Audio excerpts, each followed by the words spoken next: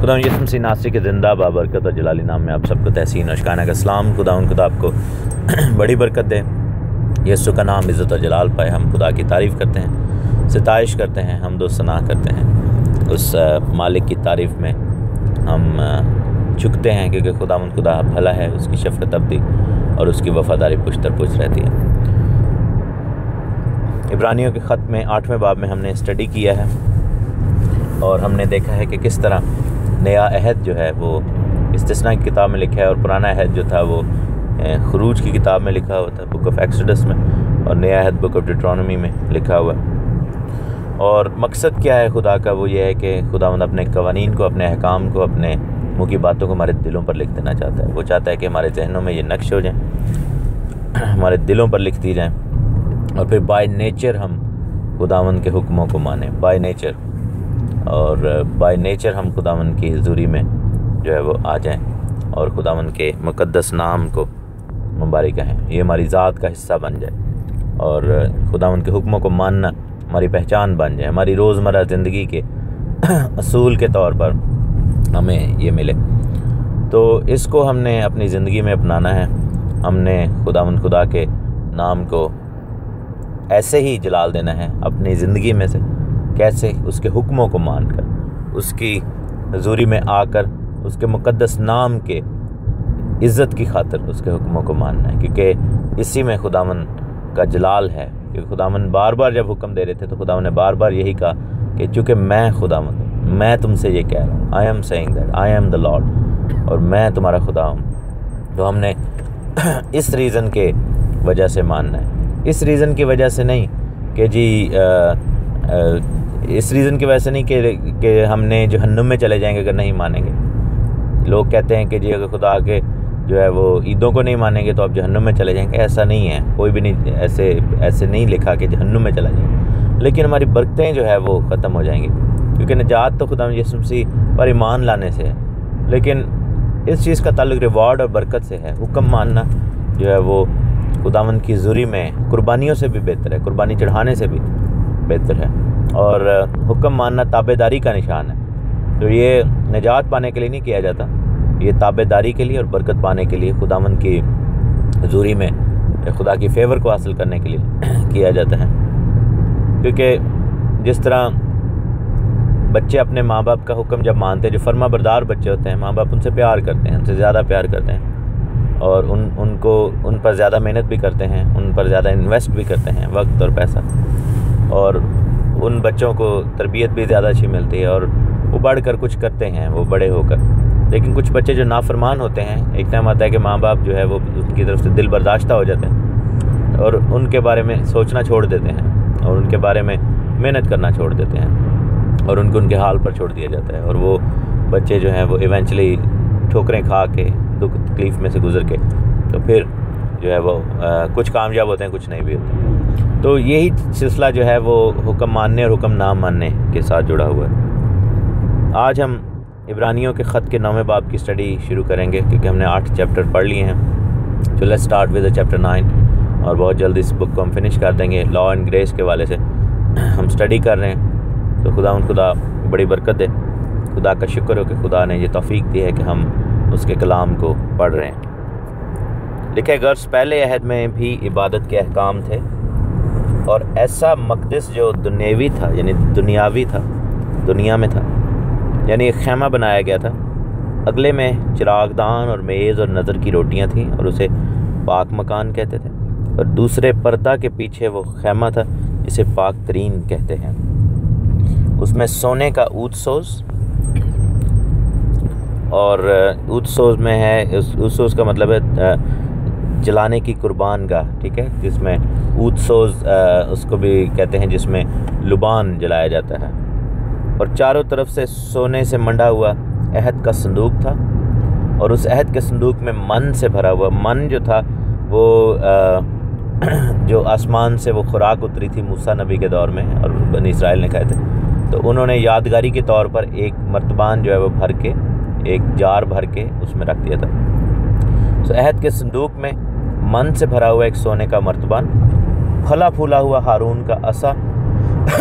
Remember हो कि हारून के हाथ में जो असा था जब ये लड़ाई हुई थी कि कौन जो है वो लीड करेगा, तो खुदा ने जो है वो लावी के घराने को ब्लेसिंग दी थी, और लावी के घराने में से हारून के घराने को ब्लेसिंग दी थी। और हारून का असा जो था उस पर फूल और बादाम लगे थे, क्योंकि बादाम की लकड़ी का वो था, उसके हाथ में स्टिक थी। तो लावी के घराने को ये ब्लेसिंग मिली थी, लावी में से हारून के घराने को। और अहद की तख्तियाँ थीं, ये वो 2 तख्तियाँ जो कि मूसा नबी ने पहाड़ से उतारी थी, पहाड़ से लेकर आए थे। पहले तख्तियाँ जो थी वो तोड़ दी गई थी, और दूसरी दफ़ा जब तख्ती लिखी गई तो वो फिर अहद के संदूक के अंदर लिखी गई।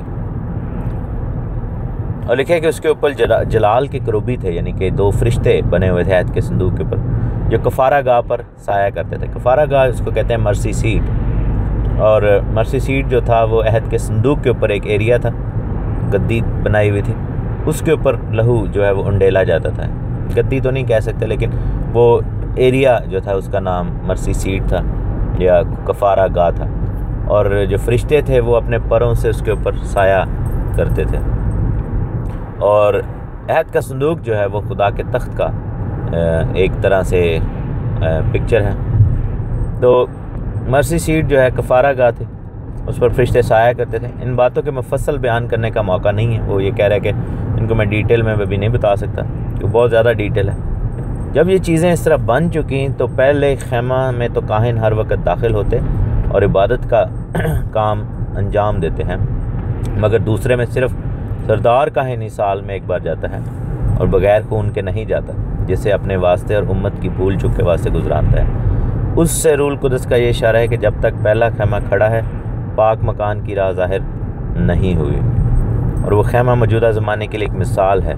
और उसके मुताबिक ऐसी नज़रें और कुर्बानियाँ गुजरानी जाती थी जो इबादत करने वालों को दिल के एतबार से कामिल नहीं कर सकती, इसलिए कि वो सिर्फ खाने पीने और तरह तरह के गुस्लों की बिना पर जिस्मानी अहकाम हैं जो इस्लाह के वक्त तक मुकर्रर किए गए। सो हम देखते हैं कि ये जो सारी सिचुएशन यहाँ पर बिताई जा रही है, ये बेसिकली ओल्ड टेस्टामेंट के अंदर जो हैकल या खैमा इज्तिमा था, टैबरनेकल था, उसको एक्सप्लेन किया जा रहा है कि how things were in the old testament. और ये जो काहिन होते थे लावी के घराने के, वो कैसे खैमे की खिदमत कर रहे थे। मकसद उसका ये कहने का है कि कामलियत फिर भी नहीं मिलती थी। प्रॉब्लम खैमे में नहीं थी, प्रॉब्लम लावियों में नहीं थी, प्रॉब्लम कुर्बानियों में थी, प्रॉब्लम शरीयत में नहीं थी, प्रॉब्लम उन कुर्बानियों में थी जो कि चढ़ाई जाती थी। वो दिल के एतबार से कामिल नहीं कर सकती थी, वो आपको साल ब साल लानी ही पड़ती थी। हर साल कफ़ारे की कुर्बानी लेकर ही आनी पड़ती थी, हर साल कफ़ारा लाना ही पड़ता था, क्योंकि वो आपके गुनाह को ढांप देता था, 1 साल के लिए रिमूव नहीं था करता। थोड़ा सा हम देखते हैं कि जो खुदा का खैमा है उसके 2 हिस्से हैं, एक पाक मकान और एक पाक तरीन मकान, यानी कि holy place and then holy of holies, यानी पाक तरीन जो होलीएस्ट प्लेस है। और उससे पहले जो बाहर था वो पीतल का मज़बा और पीतल का हौज़ था। तो पीतल का मज़बा जो है वो ज़ाहिर करता है तौबा को, जब हम तौबा करते हैं। पीतल का हौज़ जो है वो ज़ाहिर करता है बपतिस्मा को, जो कि इससे पहले कि हम खुदा के खैमा में एंटर ही हों, उससे पहले बाहर यानी सहन में ये 2 चीज़ें रखी होती थी। पीतल का हौज़ जिसमें लोग बपतिस्मा लेते थे, मिकवा करते थे, और पीतल का मज़बा जिस पर कुर्बानी लाई जाती थी, जो कि तौबा का निशान था। उसके बाद अंदर जो है सारा काम सोने का था। खुदा का खैमा जो है इस चीज़ की निशानी था, इस चीज़ के आने वाले वक्तों के अंदर जो हमने करना था, जो अब करते हैं हम, उस चीज़ का निशान था। इससे पहले कि हम प्रस्तिश में एंगेज हों, इससे पहले कि हम खुदा के घर में शामिल हों या दाखिल हों, इससे पहले कि हम खुदा के घर की खिदमत में शामिल हों या फिर खुदा के घर का हिस्सा बने, हमें तौबा और बपतिस्मा लेना ज़रूरी है। हमें खुदावंद की हुज़ूरी में अपने आप को पेश करके जो है वो लेना ज़रूरी है। और स्पेशली जब ये पीतल का हौज़ था, वो इतना फाइनेस्ट पीतल था, और उसमें पानी जब डाला जाता था, और जब उसके किनारे पर कोई शख्स खड़ा होता था तो उसके अंदर उसको अपना अक्स नज़र आता था। तो बपतिस्मा भी इस चीज़ की तस्वीर है, क्योंकि पानी जो है वो खुदा के कलाम को ज़ाहिर करता है, और उसमें अपना अक्स जब लोग देखते थे तो वो इस चीज़ का निशान था कि अपने गुनाह को देखें और उस गुनाह से बाज आएँ, और अक्स जो था वो इस चीज़ का निशान था। मैं चाहता हूँ कि इस स्टडी को जब हम फिनिश करें तो लॉ एंड ग्रेस की, तो उसके बाद हम टैबरनेकल के ऊपर थोड़ा सा स्टडी कर सकते हैं, उसके एक एक चीज़ को सीख सकते हैं। आर्टिफैक्ट्स जो थे वो उनका क्या मतलब था, हमारी ज़िंदगी में उनका क्या मतलब है। और उसके बाद जो है जब खैमे के अंदर जाते हैं तो 3 चीज़ें वहाँ पर हमें नज़र आती हैं।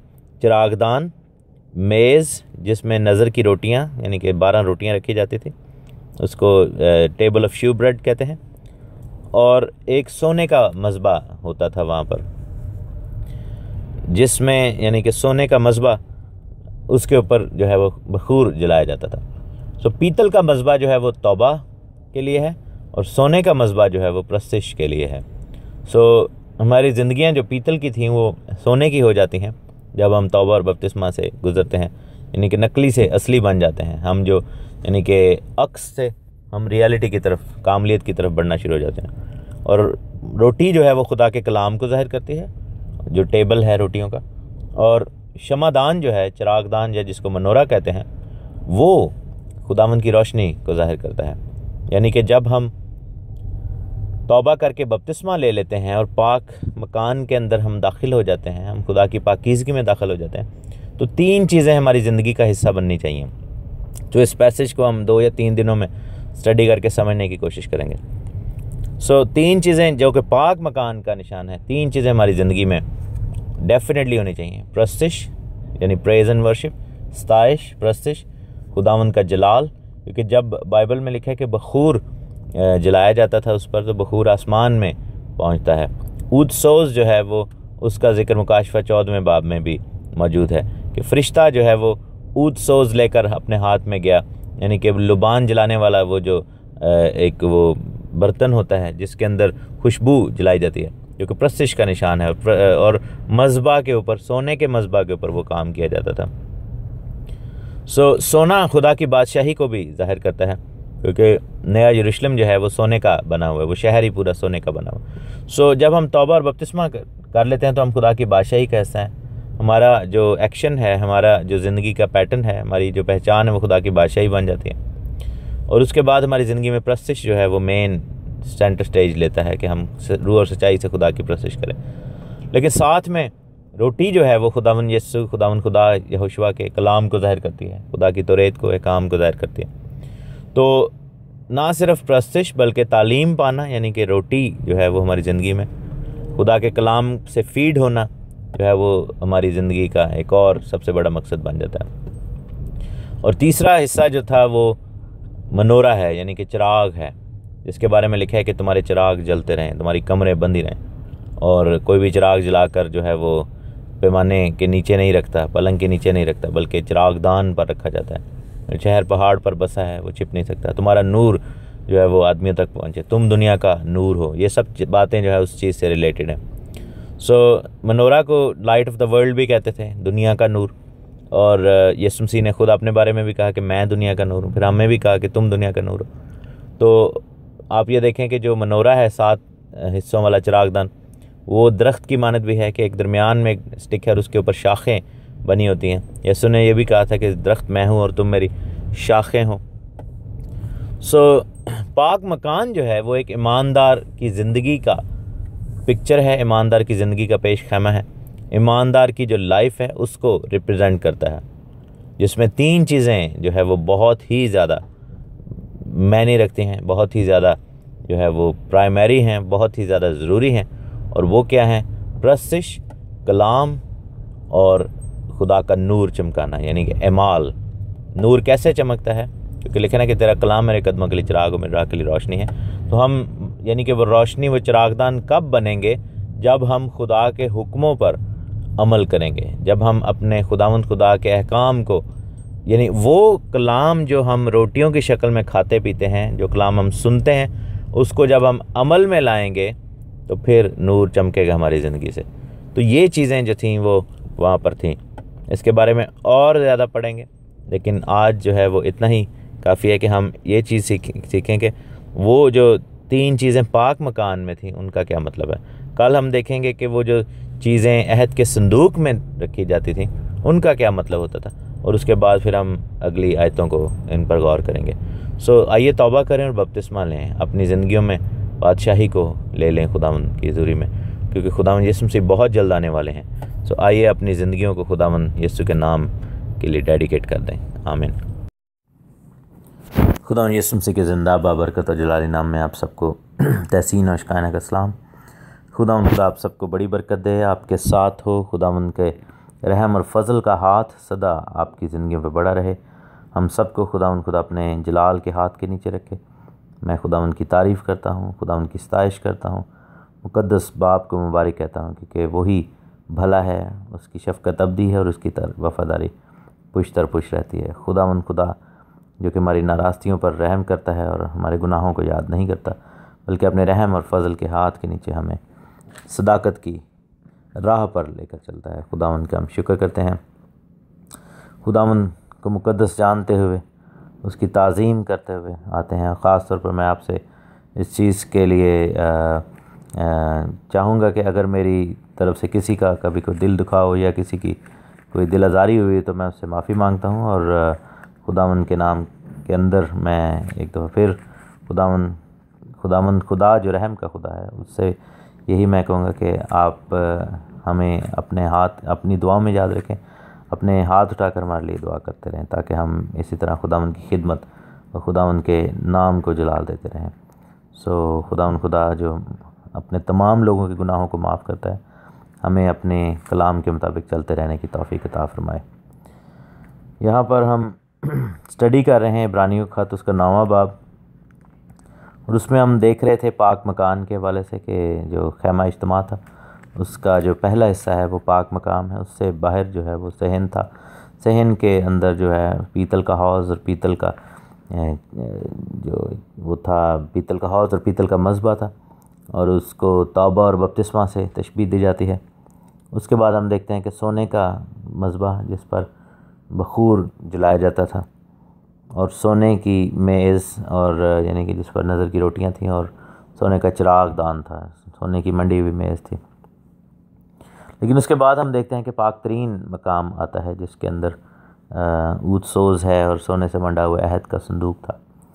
अहद का संदूक जो है वो अगेन खुदावंद यीशु मसीह को ज़ाहिर करता है, खुदावंद यीशु मसीह की तरफ इशारा करता है। खैमा इज्तिमा की हर एक चीज़ ही खुदावंद यीशु मसीह को बेसिकली ज़ाहिर करती है।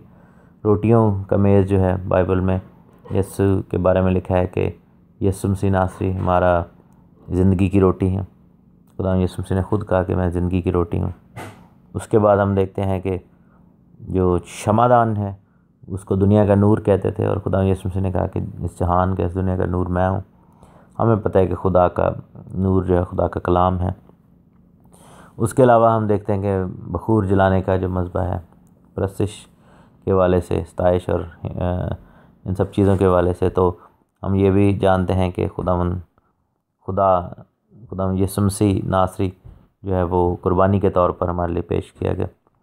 इसी तरह अहद का संदूक भी जो है वो खुदावंद यीशु मसीह नासरी की तस्वीर है, खुदावंद यीशु मसीह नासरी को ज़ाहिर करता है। अहद के संदूक जो है वो कीकर की लकड़ी का बनाया गया था, जो कि मसीह की सलीब का निशान है। अहद के संदूक के ऊपर जो मर्सी सीट है खुदा के तख्त का निशान है। कुरूबी जो तख्त पर साया अफकन है, जैसा कि इज़िकियल के लेटर में लिखा हुआ है कि साया अफकन कुरूबी जो हैं वो खुदावंद के तख्त के ऊपर साया करते हैं अपने परों से। यह है कि वो मर्सी सीट जो है वो खुदावंद के तख्त का निशान है। खून का उंडेला जाना जो है वो खुदावंद के कदमों के अंदर जो है वो खुदावंद के कदमों के नीचे जो है कुर्बानी को पेश किया जाना, ताकि खुदावंद उसको कबूल करे। इसी तरह जो है अहद का संदूक है इट्सेल्फ वो यीशु मसीह की तस्वीर है। लकड़ी जो है वो यीशु मसीह के दुखों को ज़ाहिर करती है, और ऊपर जो सोना मंडा गया है वो उनके दुखों के सबब से आई हुई बादशाही को ज़ाहिर करता है। सोना जो है बादशाही की अलामत है, बादशाही का निशान है।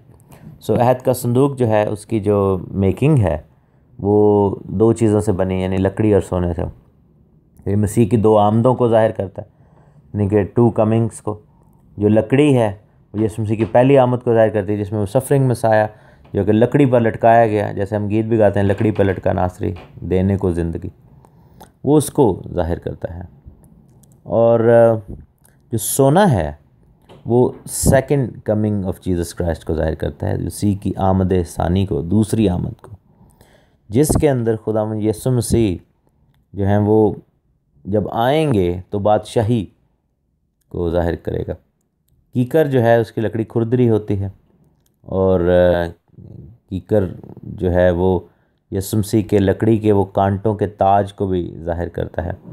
और फिर सोना जो है यीशु मसीह के सुनहले ताज को ज़ाहिर करता है, जो कि बादशाही के जब सेकंड कमिंग होगी, जब 1000 साल बादशाही शुरू होगी, तो मसीह यीशु ने वो ताज पहना होगा।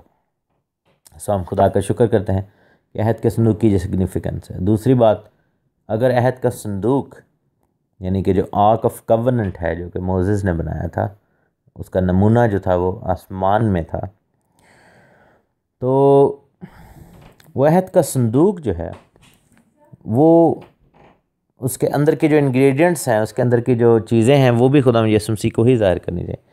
तो उसके अंदर 3 चीज़ें थी। एक, उसमें सोने का मर्तबान जिसके अंदर मन भरा हुआ था, और दूसरा जो था वो फला फला हारून काहिन का असा, और तीसरा जो है वो अहद की तख्तियाँ हैं। अब मज़े की बात यह है कि नीचे तो ये सब कुछ है ही है, लेकिन असल चीज़ आसमान में है। सो अहद की तख्तियाँ आसमान में, मन जो है वो आसमान से खुदावंद ने बरसाया, और असा जो है वो अथॉरिटी को ज़ाहिर करता है जो आसमान से आई। सो ये जो 3 चीज़ें हैं ये अगेन खुदावंद यीशु मसीह की तरफ इशारा करती हैं। सोने का मर्तबान, सोना जो है वो खुदा की बादशाही को ज़ाहिर करता है, मसीह के बादशाह होने को ज़ाहिर करता है। और मन से भरा होना, यानी कि मन जो है बेसिकली मैना इसको कहते हैं इंग्लिश में, ये एक ख़ास किस्म की खुराक थी जो खुदा ने बनी इसराइल को मुल्क मिस्र से जब निकले थे तो 40 साल, हालांकि वो नाफरमान भी रहे, लेकिन 40 साल तक खुदा जो है वो उनको मन खिलाता रहा, उनको खुदा ये बरकत देता रहा, और वो रोटी खाते थे बियाबान में और वो मन खाते थे। तो 40 साल तक ये उनके लिए प्रोविज़न हुई। तो यीशु मसीह ने कहा कि मैं ज़िंदगी की रोटी हूँ, और वो ज़िंदगी की जो रोटी है वो जो आसमान से उतरी है वो खुदा यीशु मसीह हैं। और दूसरा जो है असा जो है वो इख्तियार को ज़ाहिर करता है। सो हम देखते हैं कि अहद के संदूक के अंदर दूसरी जो चीज़ है वो खुदा यीशु मसीह का इख्तियार है, जो कहानत का इख्तियार है। मूसा नबी ने जो कहानत का असा जो था वो हारून नबी को दिया, और खुदा ने कहानत का मसा जो था वो हारून के ऊपर रखा, हारून काहिन के ऊपर, हारून नबी नहीं, हारून काहिन। लेकिन हम ये देखते हैं कि असल कहानत जो है वो उसका मंबा यीशु मसीह है, यानी सरदार काहिन। सो हारून काहिन जो थे या उनके बच्चे जो थे जो आगे काहिन बने, वो टेक्निकली देखा जाए तो वो सिर्फ़ और सिर्फ जो है वो उस सीट पर बैठते थे जो खुदावंद की तरफ से मुहैया की गई थी, और वो मसीह के रिप्रेजेंटेटिव थे, मसीह को रिप्रेजेंट कर रहे थे। यानी कि दूसरे अल्फाज में कि यानी कि जो खुदावंद यीशु मसीह ने करना था वो उसकी तस्वीर पेंट कर रहे थे, तस्वीर कशी कर रहे थे। सो उस वाले से जो फला फूला हुआ असा है जो नीचे के अहद के संदूक में मैं बिलीव करता हूँ वो हारून काहिन का है, लेकिन ऊपर अगर अहद का संदूक जो आसमान में देखा जाए तो उसमें खुदावंद यीशु मसीह की अथॉरिटी जो है वो उस असा की असल तस्वीर है। और तीसरा जो आर्टिफैक्ट या तीसरी चीज़ जो उस अहद के संदूक में थी वो अहद की तख्तियाँ हैं जिनके ऊपर खुदावंद का अहद लिखा गया। असल तख्तियाँ जो हैं, असल जो है वो आसमान में है, नकल जो थी उसकी जो कॉपी थी वो नीचे ज़मीन पर मूसा को दी गई। तो मज़े की बात ये भी है कि लोग कहते हैं जी नीचे वाली तो ख़त्म कर दी खुदा ने, लेकिन ऊपर वाली तो उधर की उधर ही है। एक चीज़ मैं बताता चलूँ लोगों को, तमाम दोस्तों को जो कलाम सुनते हैं, कि अगर खुदा ने अपना अहद ख़त्म कर लिया है तो वो किस अहद के तहत, किस कानून के तहत अदालत करता है, स्पेशली उन लोगों की जिन्होंने खुदावंद यीशु मसीह को नहीं माना। अगर उन्होंने फजल के इनकारी हुए तो खुदावंद किस कानून के तहत उनकी अदालत करेगा, जबकि वो कानून ही ख़त्म हो चुका है। दूसरी बात यह है कि अगर कानून ख़त्म हो चुका है तो फिर हमें तौबा करने की ज़रूरत ही क्या है, हमें माफ़ी मांगने की क्या ज़रूरत है, क्योंकि सलीब की वजह से तो कानून ख़त्म हो चुका है। वो कानून हम पर अप्लाई हो ही नहीं रहा, तो फिर हम क्यों तौबा करें और माफ़ी मांगें। सो आसमान में जो अहद का संदूक है वो इस चीज़ का सबसे बड़ा सबूत है कि खुदा के कवानीन, खुदा के अहकाम कभी ख़त्म नहीं होते, वो कभी ना ख़त्म होने वाली चीज़ है। सो हम खुदा का शुक्र करते हैं इस चीज़ के लिए। और लिखा है कि जब ये चीज़ें इस तरह बन चुकी तो पहले खैमा में तो काहिन हर वक्त दाखिल होते और इबादत का काम सर अंजाम देते थे, मगर दूसरे में सिर्फ सरदार काहिन ही साल में एक बार जाता है और बग़ैर खून के नहीं जाता, जैसे जिसे अपने वास्ते और उम्मत की भूल चूक के वास्ते गुजरानता है। सो हम देखते हैं कि पहला जो खैमे का पहला हिस्सा है जिसकी बात कर रहा है, यानी कि पाक मकान, उसमें डेली काहिन हर वक्त दाखिल होते थे, जाकर खिदमत करते थे। रोटियां जो वहाँ पर रखी जाती थी, चिराग जलाया जाता था, चिरागदान, बखूर जो है वो बखूर वाले मज़बा के ऊपर जो है वो जलाया जाता था, और डेली सेक्रीफाइस जो थी वो होती थी, डेली प्रस्तिश की जाती थी। शाम और सुबह और दोपहर को 3 टाइम जो है वो ख़ास कुर्बानी, 3 टाइम दुआ होती थी। जैसे हम देखते हैं कि इवन दो कि मसीह ज़िंदा हो चुके हैं, लेकिन उसके बावजूद पतरस और यूहन्ना जो है वो हैकल में जा रहे हैं और तीसरे पहर को जा रहे थे दुआ के वक्त, यानी तीसरे पहर, यानी कि ये दोपहर के बाद यानी 3 बजे का ये टाइम है, और तीसरे पहर वहाँ पर शाम की कुर्बानी के लिए पतरस और यूहन्ना एक्ट्स चैप्टर 3 में जा रहे हैं वहाँ पे। सो हम खुदा का शुक्र करते हैं खुदा के कलाम के लिए, खुदा का कलाम सच्चाई का कलाम है। सो और फिर आगे जाके कहता है कि जो पाक मकान है उसमें तो डेली ये सिलसिला चलता ही रहता था, लेकिन पाक तरीन के अंदर कोई नहीं था जाता, साल के अंदर एक ही दफ़ा जाता था, और वो कौन था? सरदार काहिन। अपने लिए भी खून लेकर जाता था और कौम के लिए भी, और जाकर कुर्बानी चढ़ाता था कफ़ारा की। सो मज़े की बात यह है कि दुनियावी सरदार काहिन जो था अपने लिए भी लेके जाता था, कौम के लिए भी खून, लेकिन खुदावंद खुदा जो है वो खुदावंद खुदा ऐसा सरदार काहिन है जिसने सिर्फ हमारे लिए अपना खून दे दिया और वो जाकर वहाँ पर उंडेला।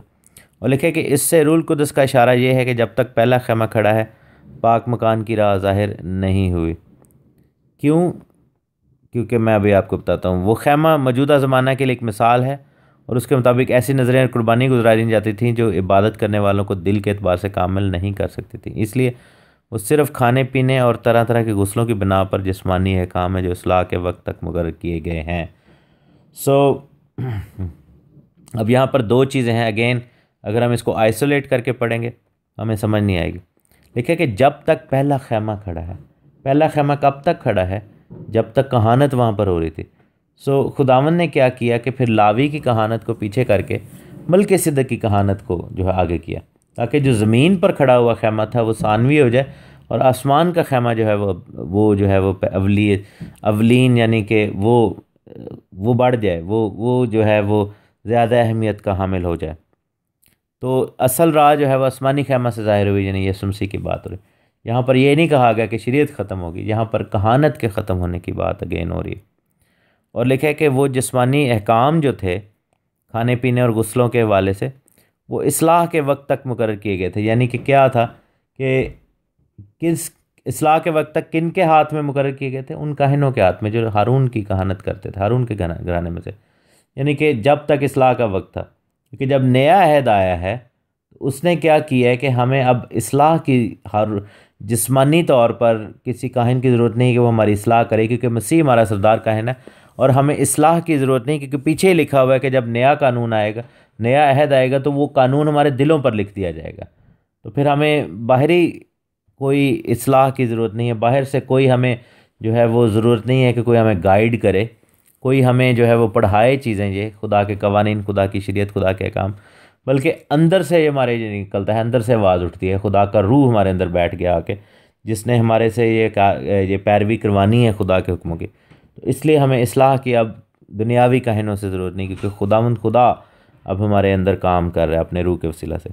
सो इन आयात का ये मतलब है, इन आयात का ये मतलब नहीं है कि वो खैमा ख़त्म हो गया, अब शरीयत भी ख़त्म हो गई है और असल तो राज यानी कि पाकीज़गी की राह जो है वो ज़ाहिर नहीं हो रही थी उधर से, और ये चीज़ें जो हैं इस्लाह के वक्त तक मुकर्रर की गई थी, अब ख़त्म हो गया क्योंकि हमारी इस्लाह हो गई। नहीं, हमारी इस्लाह होने का मतलब यह है कि अब हमें इस्लाह की ज़रूरत नहीं है, हमें कुरेक्शन की ज़रूरत नहीं है, क्योंकि खुदा का रूह हमारे अंदर काम करे और हमारे अंदर से खुदा के कवानीन की पैरवी खुद ब खुद होती है।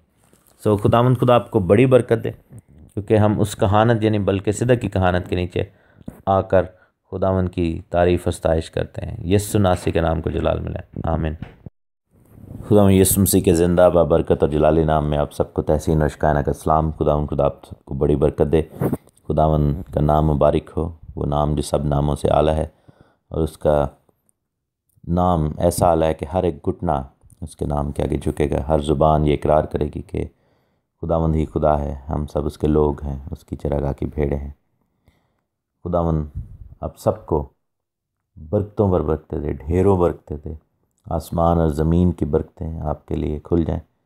खुदावंद उन रास्तों को आपके लिए खोल दे जो बंद हैं, और बरकत के दरवाज़े को हमारी ज़िंदगी में खोलें। हम तौरात और फ़ज़ल यानी लॉ और ग्रेस स्टडी कर रहे हैं। इब्रानियों के ख़त की स्टडी जारी और सारी है।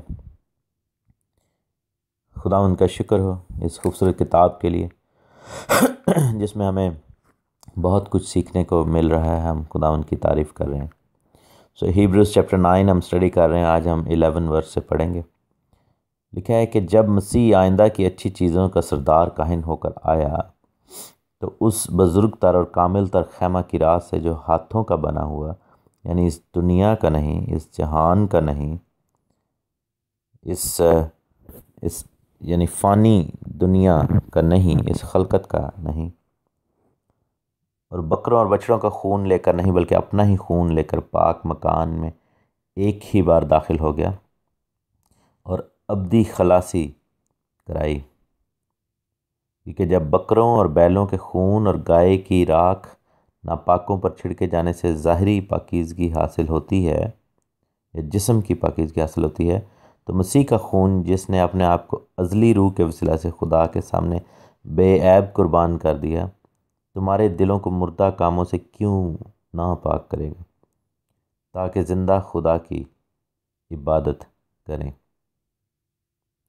इसी सबब से वो नए अहद का दरमियानी है, ताकि उस मौत के वसीला से जो पहले अहद के वक्त के कसूरों की मुआफ़ी के लिए हुई है, बुलाए हुए लोग वादा के मुताबिक अब्दी मिरास को हासिल करें। सो अगेन ये पैसेज जब पढ़ते हैं तो बहुत डिफ़िकल्ट फ़ील होता है आम जहन में कि अब इसका क्या मतलब होना चाहिए, लेकिन बहुत आसान इसका मतलब है। खुदा का शुक्र हो। सो यहाँ पर अगेन बात कहानत की आ रही है, शरीयत की बात नहीं आ रही मेरे चीज़ों। कोई नया कानून, कोई नई शरीयत नहीं है। खुदावंद यीशु मसीह ने आकर कोई नई शरीयत नहीं दी थी, उसी शरीयत को एक्सप्लेन किया था जो ऑलरेडी हमारे पास है, जो ऑलरेडी हमारे पास थी और अभी भी है। सो हम देखते हैं कि किस तरह खुदा ने अपने कलाम को जो है वो अहमियत दी है। मसीह के बारे में ये लिखा है कि मसीह आइंदा की चीज़ों का सरदार काहिन होकर, आइंदा की अच्छी चीज़ों का सरदार काहिन होकर आया। सो लास्ट पैसेज में हमने जो पढ़ा था कि जब तक पहला खैमा खड़ा था, पाक मकान की राह ज़ाहिर नहीं हुई क्योंकि उस खैमे को, जो कि पहला खैमा है, उसके अंदर पहली कहानत भी मौजूद है। इसलिए खुदावंद ने वो पहला खैमा रिमूव किया ताकि वो कहानत जो थी वो मौकूफ़ हो जाए और फिर दूसरा खैमा जो है वो ज़ाहिर हो। सो दूसरा खैमा कहाँ पर है? वो आसमान में है।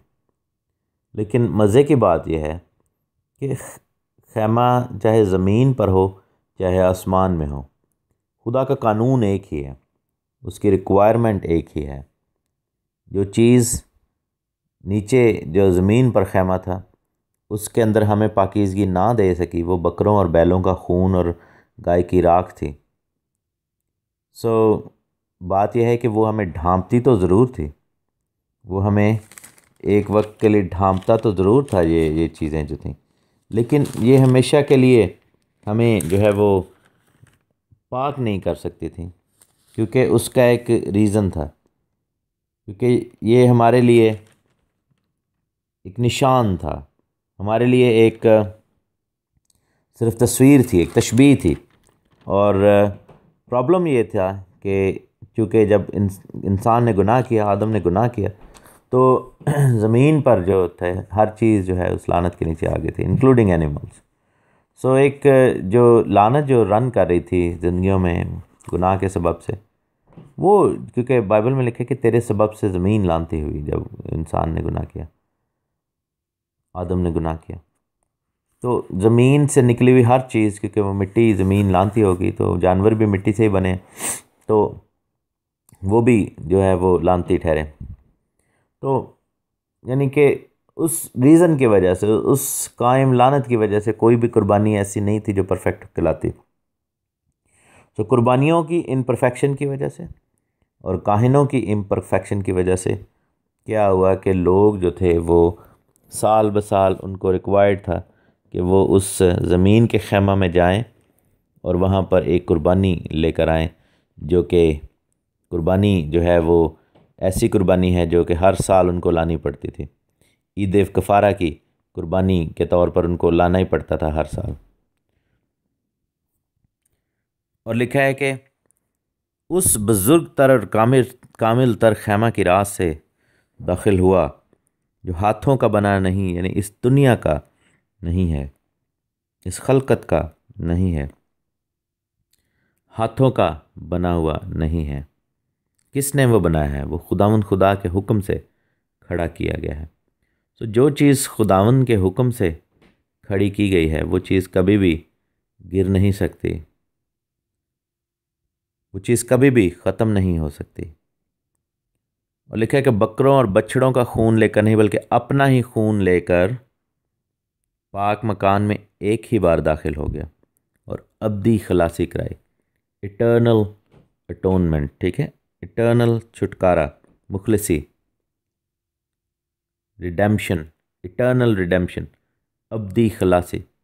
सो ये चीज़ ज़ाहिर करती है कि जब हम यीशु मसीह नासरी में खलासी पाते हैं, जब हम यीशु मसीह नासरी में आते हैं, जब हम यीशु मसीह नासरी के लहू को कबूल करते हैं, जब हम यहोशुआ मसीह के लहू को अपनी ज़िंदगी में दावत देते हैं कि वो काम करे, तो वहाँ पर क्या होता है कि हमें अब्दी खलासी मिलती है, फॉरएवर।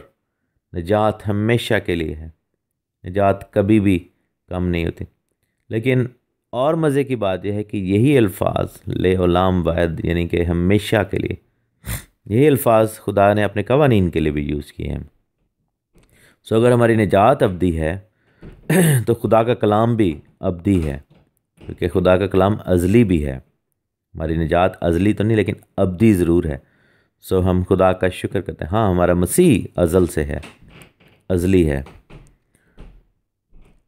और लिखा है कि जब बकरों और बैलों के खून और गाय की राख नापाकों पर छिड़कने, ये जो गाय की राख है बेसिकली ये रेड हेफर की कुर्बानी है, जिसको पाकीज़गी के लिए यूज़ किया जाता था। उसकी पूरी बॉडी को जलाकर उसकी जो राख थी उसको पानी में मिला दिया जाता था और उसको फिर छिड़का जाता था, और अगर कोई चीज़ नापाक होती थी तो वो फिज़िकली पाक ठहरती थी।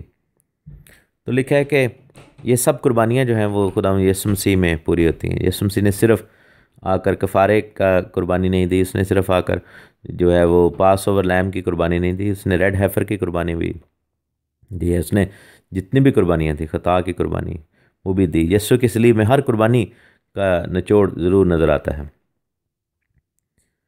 सो खुदा का शुक्र हो इस चीज़ के लिए। तो लिखा है कि इन चीज़ों से सिर्फ ज़ाहिरी पाकीज़गी हासिल होती थी, लेकिन मसीह का खून जिसने अपने आप को अज़ली रूह के वसीला से खुदा के सामने बेऐब कुर्बान कर दिया, यानी कि पाक रूह के वसीला से मसीह की सलीब का सिस्टम हुआ है। मसीह की सलीब का अरेंजमेंट जो है मसीह की सलीब जो है उसका इंतज़ाम करने वाला कौन है? खुदावंद की पाक रूह। और खुदा के सामने बेऐब कुर्बान किया ताकि हमारे दिलों को मुर्दा कामों से पाक करे, ताकि ज़िंदा खुदा की इबादत करें। सो अगेन वही क्वेश्चन आ जाता है कि हमारे दिलों को मुर्दा कामों से पाक करे। मुर्दा काम क्या है, ये अब जो है वो हमें देखना होगा। What is the dead work? मुर्दा काम क्या है? मुर्दा काम बेसिकली ऐसे काम है जो मौत की तरफ लेकर जाते हैं। और किस चीज़ की मजदूरी मौत है? गुनाह की मजदूरी मौत है। और गुनाह क्या है?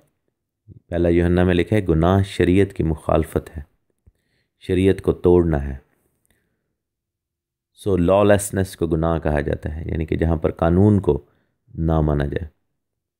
अब मज़े की बात क्या है कि यीशु मसीह ने हमारे लिए जान इसलिए दी, अपना खून इसलिए बहाया कि हमारे अंदर से वो तासीर दूर हो जाए जो ये कहती है या जो ये हमें मजबूर करती है कि हम शरीयत नहीं मान सकते, जो हमें कन्विंस करती है कि हम शरीयत नहीं मान सकते और हमें शरीयत के ख़िलाफ़ काम करने पर मजबूर करती है और बिलाखिर हमसे गुनाह सरजद होता है। लेकिन क्या अजीब बात है कि हम जो निजात पाते हैं, सबसे पहली बात हमें यही सिखाई जाती है कि अब तुम्हें खुदा की शरीयत पर अमल करने की ज़रूरत नहीं है। हालांकि मसीह यस्सु ने आकर इसी स्पिरिट को रिमूव करने की जो है वो लिए जान दी कि लॉलेसनेस जो है, मुर्दा काम जो है, हमारी ज़िंदगी से दूर हो जाए और ज़िंदा काम जो है वो आने शुरू हो जाए। मुर्दा काम जिस्म का फल है, ज़िंदा काम जो है रूह का फल है। ज़िंदा काम क्या है? खुदावंद के हुक्मों पर अमल करना। लेकिन जैसे ही हम निजात पाते हैं, वो स्पिरिट पादरियों या खादमों या फिर लीडर्स या ऐसे लोग जो कि कलाम को नहीं समझते, उनके वसीला से एकदम अटैक करती है और वो स्पिरिट जो है वो हमें, यानी कह लें कि उसी जगह पे वापस लेकर जाने की कोशिश करती है जिस चीज़ से खुदावंद यीशु मसीह ने हमें छुड़ाया है, जिस चीज़ से खुदावंद हमें छुड़ाना चाहते हैं, जिस चीज़ से छुड़ाने के लिए और जिस चीज़ से मखलसी के लिए खुदावंद यीशु मसीह नासरी ने हमारे लिए जान दी। मेरे अज़ीज़ो, हमें धोखा नहीं खाना, हमें इब्लीस के चंगुल से बाहर निकलना है, हमें इब्लीस के हथकंडों को समझना है, इब्लीस के हथियारों को समझना है। बाइबल में लिखा है गुनाह शरा की मुखालफत है।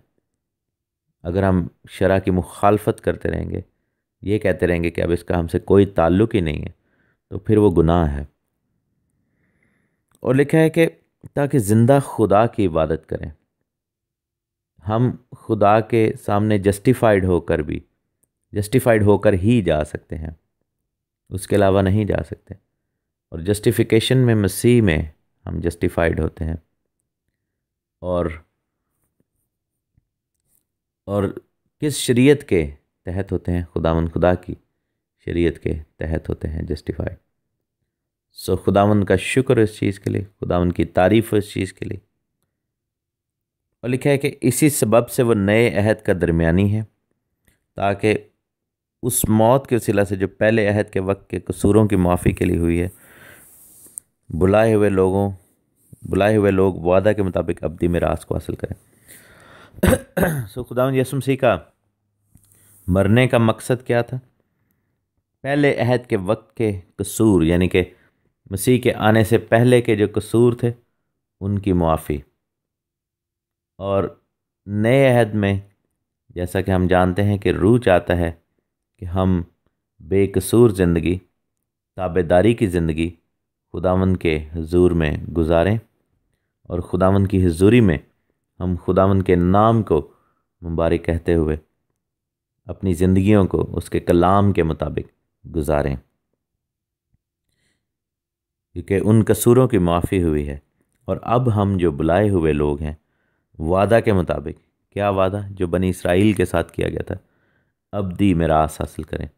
वो मिरास जो खुदावंद खुदा ने हमें दी है, वो मिरास जिसके लिए खुदावंद हमारी ज़िंदगी में दरवाज़े खोलना चाहता है, बनी इसराइल की बादशाही, और हम बनी इसराइल का हिस्सा बनकर उस कानून को, उन हुक्मों को, उन खूबसूरत बातों को मानेंगे जो खुदा ने हमारे लिए रख छोड़ी हैं, ताकि हम उन पर अमल करें, अपनी ज़िंदगियाँ खुदावंद की हज़ूरी में पेश करें। खुदा आपको बड़ी बरकत दे। आमीन। खुदा यीशु मसीह के ज़िंदा बाबरकत और जलाली नाम में आप सबको तहसीन और शिकायना का सलाम। खुदा आप सबको बड़ी बरकत दे। हम खुदावंद के मुक़द्दस और जलाली नाम में आपकी खिदमत में आए हैं। खुदावंद के अज़ीम जलाली नाम को मुबारक कहते हैं। उस खुदा को जो भला है, जो शफ़क़त से पुर है और हमारी शिफात करता है, हम खुदा की तारीफ़ करते हैं। लॉ एंड ग्रेस यानी तौरात और फ़ज़ल का सिलसिला जारी व सारी है, और हम इसमें सीख रहे हैं खुदा उनके कलाम में से कि किस तरह हमें अपनी ज़िंदगियों में खुदावंद के पाक कलाम को लेना है, किस तरह हमें अपनी ज़िंदगियों में उसके अज़ीम नाम को मुबारक कहना है, और किस तरह उसके हुक्मों को अपनी ज़िंदगियों में मानना है। 9वें बाब के अंदर हैं हम, हीब्रूज चैप्टर 9, इब्रानियों का ख़त 9वां बाब, और आज हम 16 से 22 आयत पढ़ेंगे। लिखा है, क्योंकि जहाँ वसीयत है वहाँ वसीयत करने वाले की मौत भी साबित होना ज़रूर है, इसलिए कि वसीयत मौत के बाद ही जारी होती है, और जब तक वसीयत करने वाला ज़िंदा रहता है उसका इजरा नहीं होता। इसलिए पहला अहद भी बग़ैर खून के नहीं बांधा गया था। चनाचे जब मूसा तमाम उम्मत को शरीयत का हर एक हुक्म सुना चुका, तो बछड़ों और बकरों का खून लेकर पानी और लाल ऊन और जूफ़ा के साथ उस किताब और तमाम उम्मत पर छिड़क दिया, और कहा कि ये उस अहद का खून है जिसका हुक्म खुदा ने तुम्हारे लिए दिया है। और इसी तरह उसने खैमा और इबादत की तमाम चीज़ों पर खून छिड़का, और तकरीबन सब चीज़ें शरीयत के मुताबिक खून से पाक की जाती हैं, और बग़ैर खून बहाए माफ़ी नहीं होती।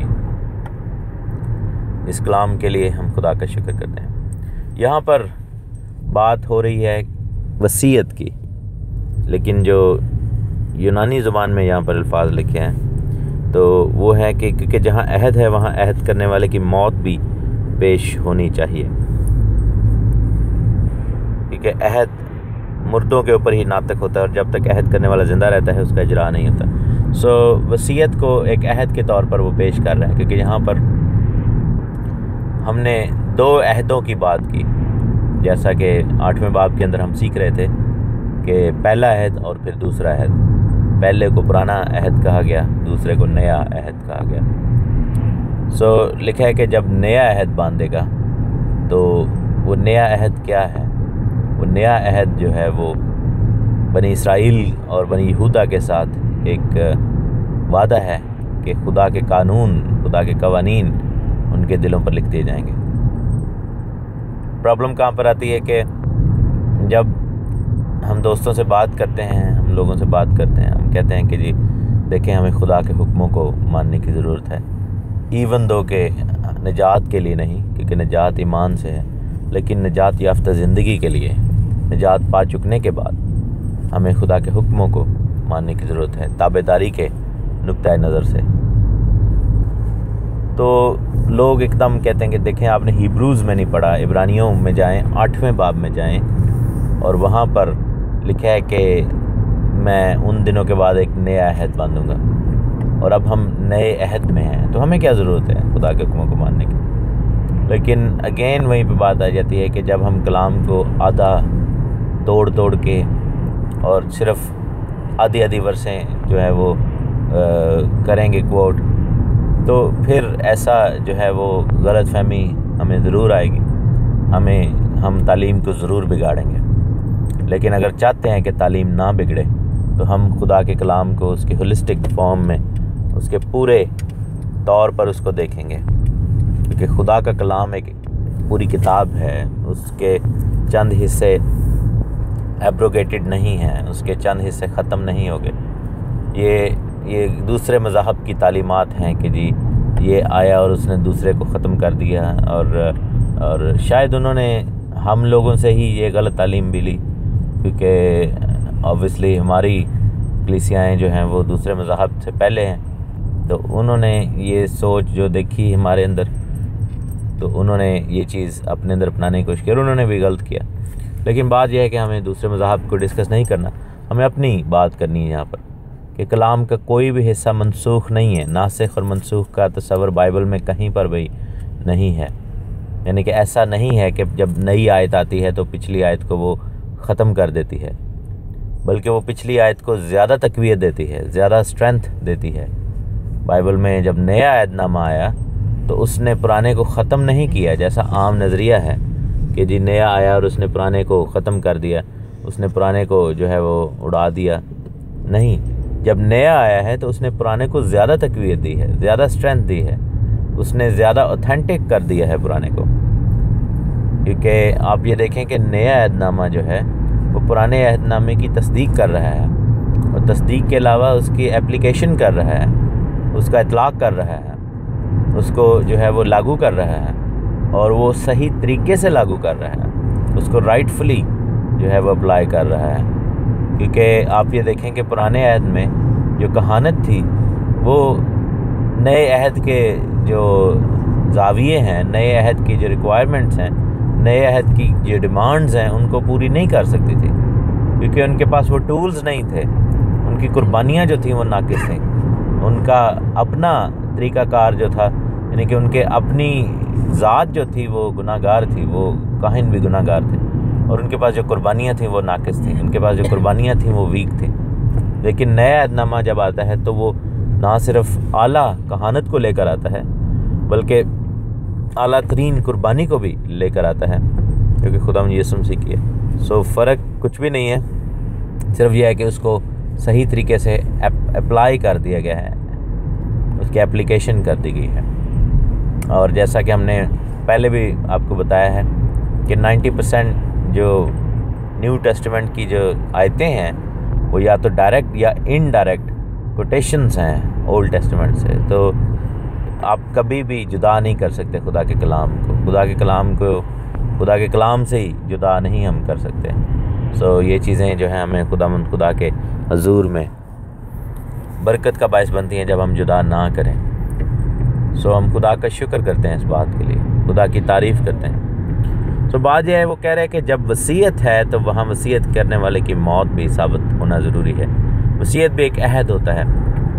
जब कोई शख्स जो कि साहिब जायदाद है, जिसके पास बहुत कुछ है, वो लिख देता है कागज़ पर कि मेरे जाने के बाद जो है वो मेरी जो जायदाद का ये हिस्सा इसको मिले, ये हिस्सा इसको मिले, और वो लिख देता है। लेकिन जब तक वो ज़िंदा है तब तक वो अप्लाई नहीं हो सकता। So that person has to die. उस शख्स को जो है वो मरने की ज़रूरत है।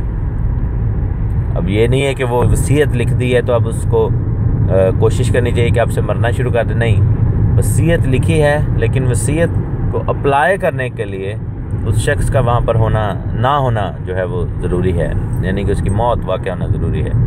और यही चीज़ वो बताता है कि जब पहला अहद बांधा गया तो मूसा नबी ने ऊन लेकर और जूफ़ा लेकर और खून लेकर और तमाम उम्मत पर छिड़का, बकरों और बछड़ों का खून लेकर। और हमने ये पढ़ा भी है आज से कुछ दिन पहले जब हमने दोनों अहदों को डिस्कस किया था कि खुरूज की किताब, एक्सोडस की बुक, उसका 24वां बाब, कूच की जो किताब है, उसमें ये सब कुछ लिखा हुआ है।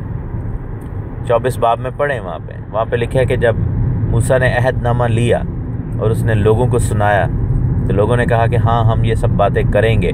तब मूसा ने क्या किया कि खून लेकर छिड़का, और वहाँ पर जो बकरे थे वो सब्स्टिट्यूट के तौर पर, मुतबादिल के तौर पर वहाँ पर काम आए। और क्योंकि अभी मसीह की कुर्बानी लेट थी तो वहाँ पर मौत ज़रूर हुई। वहाँ पर जानवरों को उस तशबीह के तौर पर, जानवरों को उस एग्ज़ाम्पल के तौर पर कुर्बान किया गया। एक और चीज़ भी बताऊं कि ऐद करने वाले ने तो अपनी जान दी और मौत जो है वो वहाँ पर नज़र आती है, खून बहाया जाना, लेकिन अहद तोड़ने वाले के लिए भी यही सज़ा है। मतलब कि जब अहद करने वाला अपनी जान दे रहा है तो जो इस अहद को तोड़ देगा ऑन दी अदर साइड, क्योंकि हम जो बेनिफिशरी हैं, हम जो रिसीविंग पार्टी हैं, अगर हम उस अहद को तोड़ते हैं तो हम फिर मौत का शिकार होते हैं, क्योंकि अहद करने वाले ने हमारी मौत अपने ऊपर ली हुई है। तो अहद में आने से हमें क्या फ़ायदा होता है कि हमारी मौत जो है वो हम पर से ख़त्म हो जाती है, हम मौत के जो है वो चुंगल में नहीं रहते।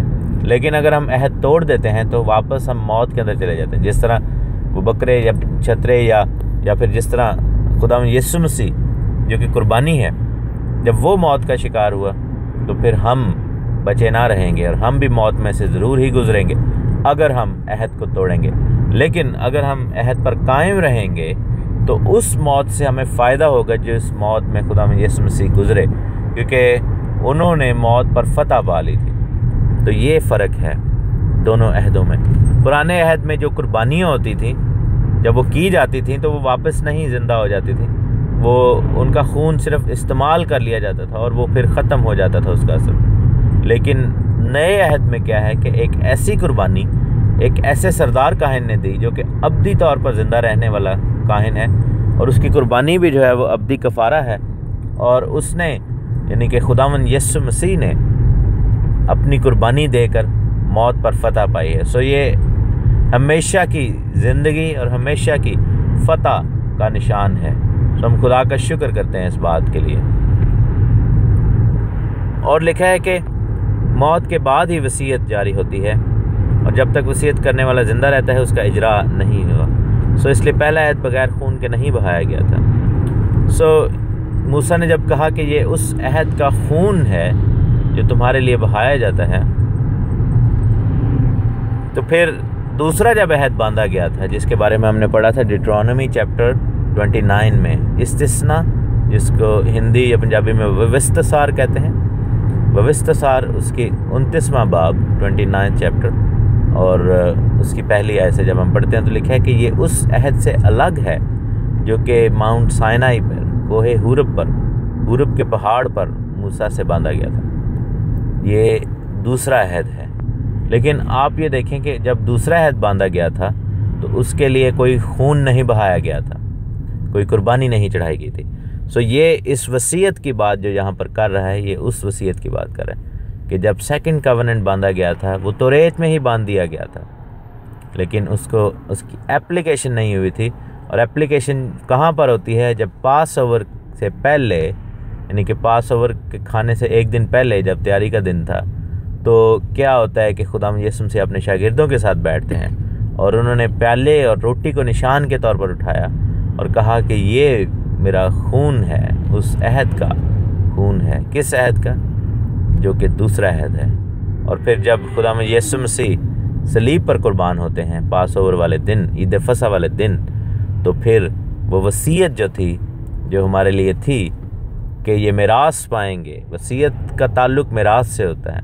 और हमने पिछले आयत में कल हमने यही सीखा था कि अब्दी मिरास हासिल करें, इटर्नल इनहेरिटेंस, यानी कि अब्दी मिरास, हमेशा की ज़िंदगी हमें मिरास में मिल गई।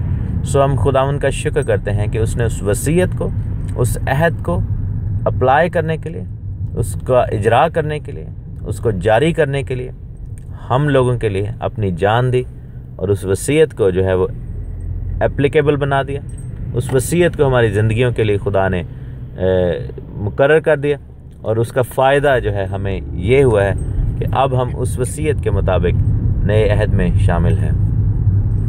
लेकिन नए अहद के पैरामीटर्स क्या हैं? जहाँ पर प्रॉब्लम आती है वो ये है कि हम ये तो ज़रूर बताते हैं लोगों को कि हम नया अहद हमारे ऊपर लागू हो रहा है, हम नए अहद में हैं, लेकिन हम ये like we fail to tell, हम ये बताने से जो है में फ़ेल हो जाते हैं कि आगे क्या लिखा हुआ है, कि उस अहद का इतलाक़ कैसे होगा, उस अहद की एप्लीकेशन कैसे होगी, उस अहद में आने की जो कॉन्सिक्वेंस क्या है, उसका नतीजा क्या निकलेगा।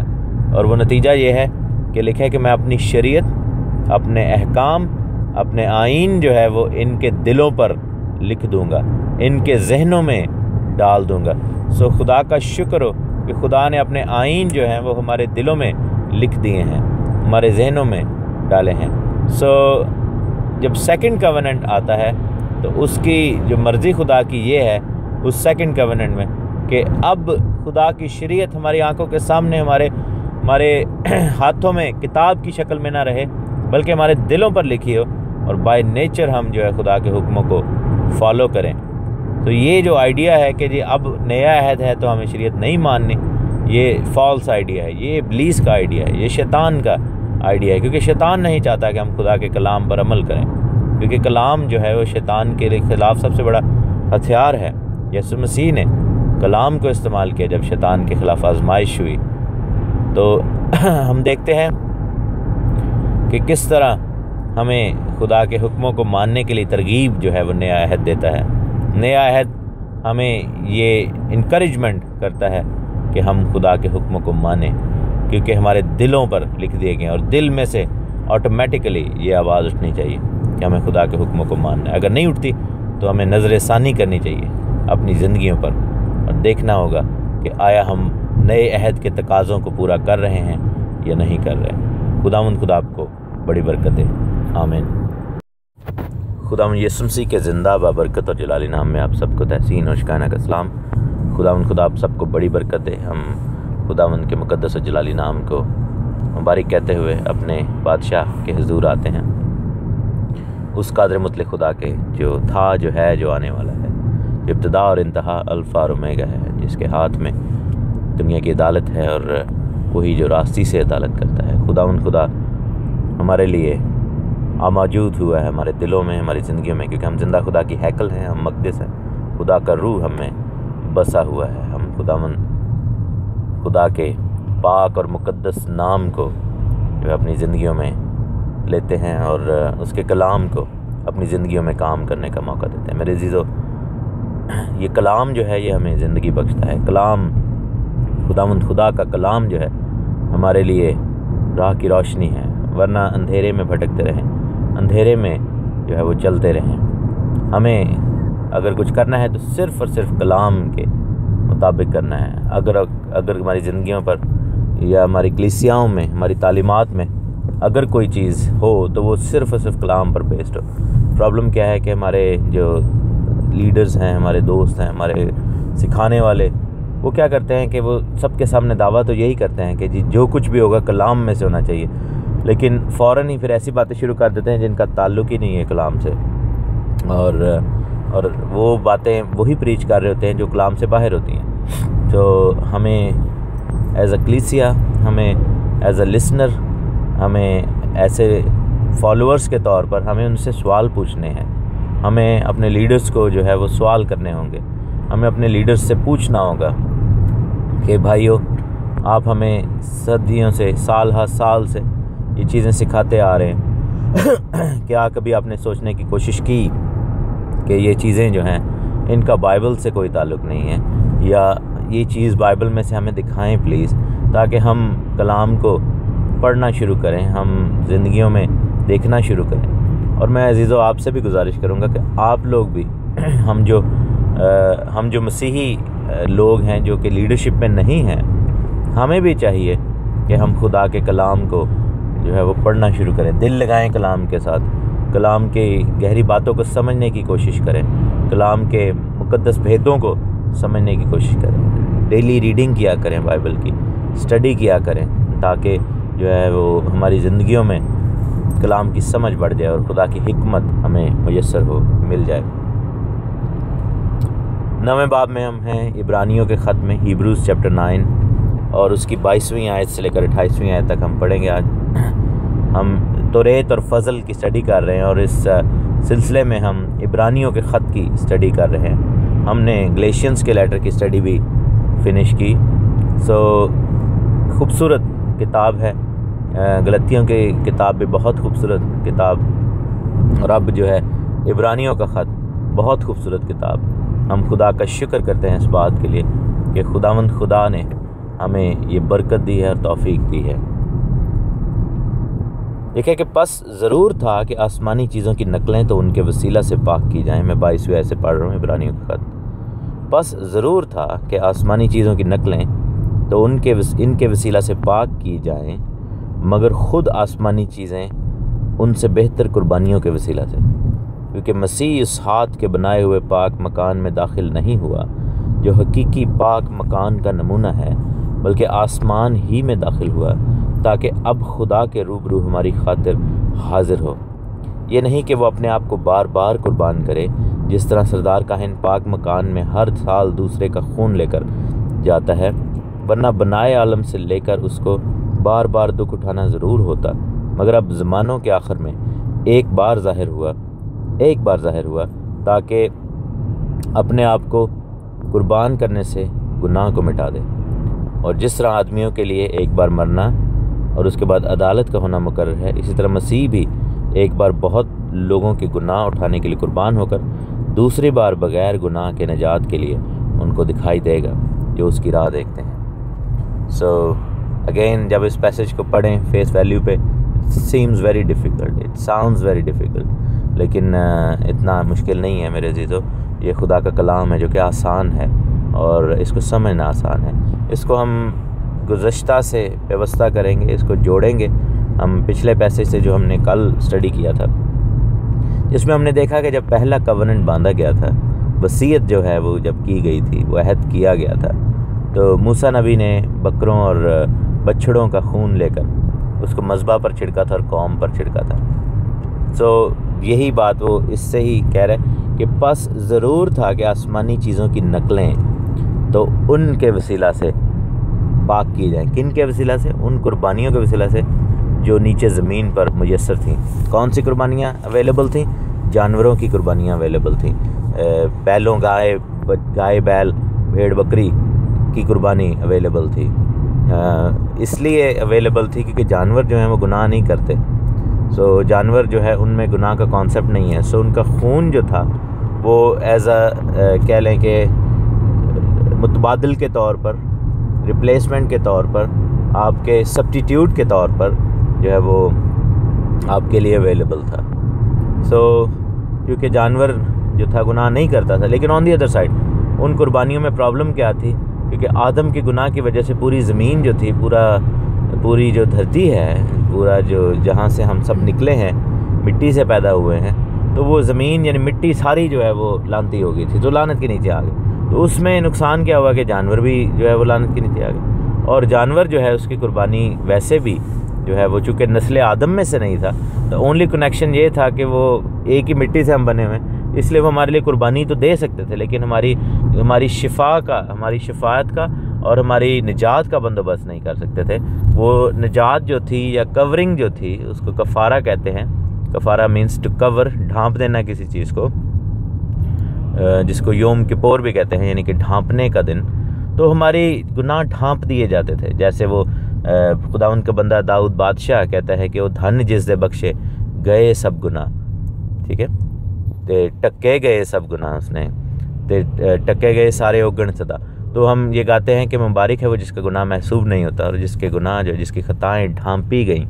तो ढांपना और रिमूव करना ये दो चीज़ें अलग-अलग हैं। जब ढांपा जाता है, जब किसी चीज़ को कवर किया जाता है, तो उसका एसेंस जो है वहीं पर रहता है, लेकिन यह है कि उसको कवर कर दिया जाता है, ठीक है, वो नज़र नहीं आता, उससे निगाह जो है वो हट जाती है अनलेस के दोबारा वो एक्सपोज ना हो जाए। तो कोई चीज़ जब ऐसी है, लेट्स से मैं आपको एक मिसाल देता हूँ। कई दफ़ा बच्चे क्या करते हैं कि दीवारों पर लिख देते हैं, ठीक है, घर की। अब ऑब्वियसली आप के पास दो ऑप्शन है कि या तो आप उसका पेंट सारा चेंज करें या फिर आप उसको ढांप दें। तो बड़े क्या करते हैं कि अगर किसी बच्चे से ऐसा दाग लग गया ऐसी दीवार पे और वो ऐसी हाइट पे था, लोग उसके ऊपर कील ठोक के पिक्चर लगा देते हैं, ठीक है, तस्वीर टांग देते हैं और वो ढप जाती है। जब कोई घर में आता है तो वो तस्वीर उधर टंगी होती है, तो किसी को भी नहीं पता होता कि यहाँ से दीवार जो है वो ख़राब हो चुकी है या यहाँ से दीवार के अंदर कुछ लिखा हुआ है या प्रॉब्लम है। वो लोग तस्वीर को बस देखते हैं। यही हाल कुर्बानियों का था कि दीवार के ऊपर दाग तो रहता था, लेकिन उसके ऊपर लहू जो था वो बर्रे या बकरे का आ जाता था तस्वीर के तौर पर। लेकिन ऑन दी अदर साइड यीशु मसीह जब आए हैं तो वो सिचुएशन है कि अगर आप तस्वीर के बजाय पूरा पेंट ही चेंज कर दें, तो ये जो है यीशु मसीह की कुर्बानी ने हमारे लिए किया कि उन्होंने जो है वो आकर खून अपना दिया। तो यहाँ पर लिखा है कि ज़रूर था कि आसमानी चीज़ों की नकलें उन कुर्बानियों के वसीला से पाक की जाएं, यानी कि नकल के लिए नकल का खून। ज़मीन पर जो था वो नकल थी, असल जो है वो आसमान में है। ज़मीन की हैकल रिमूव हो गई है, लेकिन आसमान की हैकल को कोई भी रिमूव नहीं कर सकता। आसमान के खेमे को कोई भी रिमूव नहीं कर सकता। आसमान में शरीयत को कोई भी रिमूव नहीं कर सकता। लोग ये कहते हैं ज़मीन पर शरीयत ख़त्म होगी, अव्वल तो नहीं हुई, लेकिन आसमान पर कैसे ख़त्म होगी? तो जो चीज़ आसमान पर लागू है ज़मीन पर भी लागू ही है। और दूसरी बात यीशु ने यही कहा था ना कि तेरी मर्ज़ी जैसी आसमान पर पूरी थी ज़मीन पर भी पूरी हो। अगर खुदा की शरीयत आसमान में पूरी होती है तो फिर ज़मीन जो है वहाँ पर भी खुदा की शरीयत जो है वो पूरी ज़रूर ही होगी। हम खुदा का शुक्र करते हैं इस बात के लिए। और लिखा है कि मगर खुद जो है आसमानी चीज़ें इनसे बेहतर कुर्बानियों के वसीला से। कौन सी कुर्बानी के वसीला से? यीशु के लहू से। ज़मीन के अहद के संदूक पर, ज़मीन के अंदर खैमा इज्तिमा में, ज़मीन के अंदर हैकल में काहिन जब खिदमत करते थे तो वो जानवरों का खून लेकर आते थे, लेकिन आसमान में जब यीशु गया तो बेहतर कुर्बानी का खून लेकर गया, यानी अपना खून लेकर गया, जो कि खुदा का बर्रा था और खुदा का सरदार काहिन जो कि मल्क सिदक के तौर पर काहिन है, अपना खून वहाँ पर लेकर गया है। तो हम खुदा का शुक्र करते हैं उस बेहतर कुर्बानी के लिए। इसीलिए यहाँ पर डिस्कशन बेहतर कानून में नहीं हो रही, बेहतर शरीयत में नहीं हो रही, क्योंकि दूसरी कोई शरीयत है ही नहीं है, खुदा की एक ही शरीयत है। लोगों के जहन में ये गलत नज़रिया है कि पुराने अहदनामा में शरीयत फ़र्क थी, अब नए अहदनामा में शरीयत जो है वो डिफरेंट है। नहीं, यहाँ पर बेहतर अहदों की या बेहतर टेस्टमेंट की बात नहीं हो रही, बेहतर लॉ की बात नहीं हो रही, बल्कि बेहतर कुर्बानी की बात हो रही है, बेहतर कहानत की बात हो रही है। इब्रानियों के ख़त का होल जो पैसेज है वो इस चीज़ की तरफ इशारा करता है, बेहतर अहद की बात हो रही है, क्योंकि जो सेकंड कवनेंट है वो इसलिए बेहतर है कि वही शरीयत जो कि पहले कवनेंट में किताब पर लिख कर दी गई थी, वो शरीयत जो है वो अब हमारे दिलों पर लिख दी गई है। इसलिए वो कहता है कि अब हमें उस्ताद की ज़रूरत ना रही, हम उस उस्ताद के मातहत ना रहे, क्योंकि उस्ताद की तब ज़रूरत होती है जब कोई चीज़ किताब पर लिखी गई होती है। लेकिन हम जो हैं अब हमें उस्ताद की ज़रूरत नहीं है, क्योंकि पाक रूह हमारे दरमियान में, हमारे दिलों में रहता है, और पाक रूह का काम है कि वो हमसे आइन की पैरवी करवाए, हमसे खुदा की शरीयत के अहकाम की तामील करवाए। इसलिए अब हमें उस्ताद की ज़रूरत नहीं। लोग जो हैं उन आयात को हमेशा मिस कोट करते हैं और मिस यूज़ करते हैं और उसको मिस अंडरस्टैंड करते हैं। हमें ये चीज़ें जो हैं वो अपनी ज़िंदगियों से निकालनी होंगी। हमें देखना होगा, खुदा के कलाम को पूरे तौर पर लेना होगा, और हमें जो है पूरे तौर पर खुदावंद खुदा के ज़िंदा और मुक़द्दस पाक कलाम की पैरवी करनी होगी। ये जो तरीक़ेकार हैं ये गलत हैं कि आधा तोड़ तोड़ के कलाम को सीखना या सिखाना, कहना कि ये आयत मुझ पे लागू होती है, ये आयत मुझ पे लागू नहीं होती, ये आप मान लें, ये आप रहने दें। इस तरह के काम हमने नहीं करने मेरे अज़ीज़ों। खुदा कभी भी आपको तोड़ तोड़ कर आधी ब्लेसिंगें नहीं देता। हम जब बरकत खुदा से मांगना चाहते हैं, हम जब वादे मांगना चाहते हैं तो हम पूरे के पूरे मांगते हैं, लेकिन जब हम अमल करने की बात आती है उसके कलाम पर, तो फिर हम बीच में डंडियाँ मारनी शुरू कर देते हैं, हम तोड़ना शुरू कर देते हैं। और लिखा है कि मसीह उस हाथ के बनाए हुए पाक मकान में दाखिल नहीं हुआ जो कि हकीकी पाक मकान जो कि आसमान में है का नमूना है, बल्कि आसमान ही में दाखिल हुआ ताकि अब खुदा के रूबरू हमारी खातिर हाजिर हो। आप ये देखें कि आसमान का जो खैमा है उसमें कौन बैठा हुआ है? खुदा बैठा हुआ है, और उसके रूबरू मसीह हमारे लिए हाजिर हो गया, हकीकी पाक मकान जो आसमान में है। और ये नहीं कि अपने आप को बार बार कुर्बान करे, जिस तरह सरदार काहिन पाक मकान में हर साल दूसरे का खून लेकर जाता है। सरदार काहिन जो थे वो दूसरे का खून लेकर जाते थे, ऑब्वियसली जानवरों का खून लेकर जाते थे, अपना तो निकाल नहीं सकते थे, और ना ही अपना खून उनको ले जाने की इजाज़त होती, क्योंकि उनका खून जो था सरदार काहिनों का या इंसानों का खून गुनाह के नीचे थे वो तो वो कभी भी कफ़ारा नहीं बन सकते, सिर्फ बेकसूर ही कसूरवार के लिए कफ़ारा ठहरेगा। यहाँ पर हम देखते हैं कि मसीह फिर अपना खून लेकर गया, लेकिन कहता है कि ज़माने के आखिर में मसीह ज़ाहिर हुआ, ज़मानों के आखिर में, ताकि एक ही बार कुर्बान हो जाए। लोग कहते हैं कि यीशु मसीह इतना लेट क्यों आए, तो रीज़न ये था कि जब सारे नबी आ चुके, जब सारी जो है वो बातें हो चुकी, जब किताब और कलाम और इल्हाम और सहीफ़े और नबूवतें दे दी गई, तब हम देखते हैं कि मसीह का ज़हूर हुआ, ताकि मसीह आए और फिर आखिर में आकर उन तमाम चीज़ों का एक ही दफ़ा कफ़ारा कर दे। और लिखा है कि जिस तरह आदमियों के लिए एक बार मरना और उसके बाद अदालत का होना मुकर्रर है। इस तरह मसीह भी एक ही बार बहुत लोगों के गुनाह उठाने के लिए कुर्बान होकर दूसरी बार बगैर गुनाह के निजात के लिए उनको दिखाई देगा जो उसकी राह देखते हैं। सो ये है कि हम सब के लिए मरना ज़रूर है। मौत की सज़ा हमने पाई, क्योंकि बाइबल ने लिखा है कि जितनों ने गुनाह किया उसके जलाल से महरूम हो गए, और गुनाह की मजदूरी मौत है। क्योंकि गुनाह की मजदूरी मौत है, इसलिए हमें जो है वो मौत उठानी ही पड़नी थी। लेकिन खुदा का शुक्र है कि हमारी मौत मसीह ने ले ली, और जब हम तो बपतिस्मा लेते हैं तो हम उसकी मौत में शामिल हो जाते हैं। ठीक है, जिस तरह हमारी मौत मसीह ने ली, हम बपतिस्मा के वसीले से उसकी मौत में शामिल होते हैं, और जिस तरह हम बपतिस्मा में उसकी मौत में शामिल होते हैं, इसी तरह उसके जी उठने में भी शामिल होते हैं बपतिस्मा के वसीले से। इसलिए बपतिस्मा लेना बड़ा ज़्यादा ज़रूरी है, क्योंकि मौत और ज़िंदगी में वो हमारे साथ मौत में शामिल हुआ, हम उसके साथ जी उठने में शामिल होते हैं। और जब मसीह आएगा तो हम जी उठेंगे, हवा में उड़कर इस्तकबाल करेंगे, और हमारी निजात के लिए ज़ाहिर होगा, हमारी निजात का दिन होगा जब निजात का काम मुकम्मल हो जाएगा। हमें रूह, बदन और जान तीनों लेवल्स पर साल्वेशन, डिलीवरेंस, छुटकारा, रिडेम्पशन, जो भी नाम इसको देना चाहें वो हमें मिल जाएगा।